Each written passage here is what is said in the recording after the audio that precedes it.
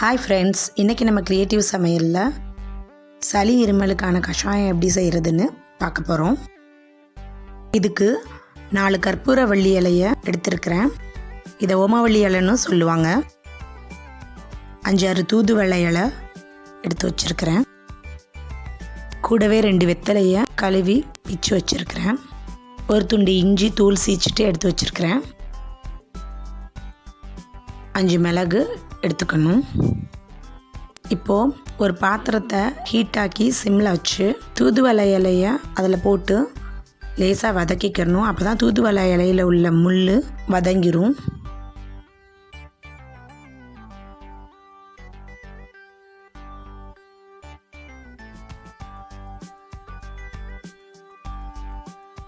இப்போ இலை லேசாக வதங்கினதும் 2 டம்ளர் தண்ணி சேர்த்துக்கிறணும்.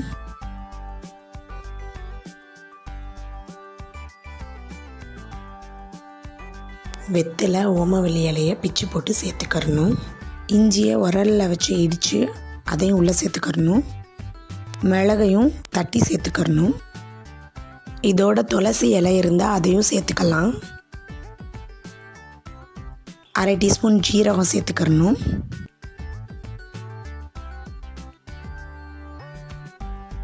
இப்போ நல்லா மிக்ஸ் பண்ணி விட்டுக்கணும்.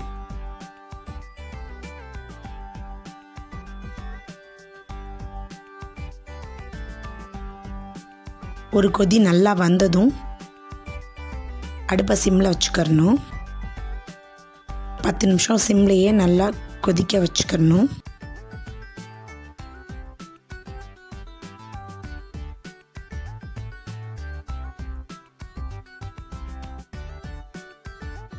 இப்போ நல்லா கொதித்து வற்றி வந்ததும் ஸ்டவ் ஆஃப் பண்ணிக்கலாம்.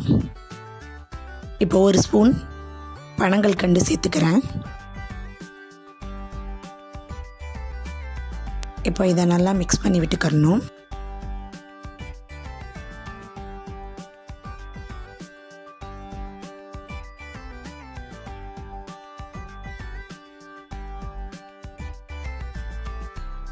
பனங்கல்கண்டு நல்லா கரைஞ்சதும்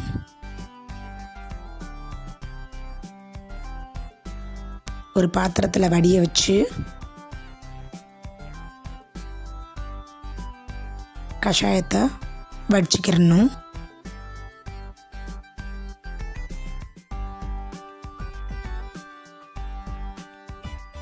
இப்போ சளி இருமலுக்கான கஷாயம் ரெடி ஆயிடுச்சு. இதை குழந்தைங்கள்லேருந்து பெரியவங்க வரைக்கும் எல்லாரும் குடிக்கலாம். வாரம் இருமுறை இந்த கஷாயத்தை குடித்து வந்தால் சளி தொந்தரவு இருக்காது. இந்த வீடியோ உங்களுக்கு பிடிச்சிருந்தா லைக் பண்ணி ஷேர் பண்ணுங்கள், கமெண்ட் பண்ணுங்கள். கூடவே மறக்காமல் நம்ம சேனலை சப்ஸ்கிரைப் பண்ணுங்கள். தேங்க்யூ.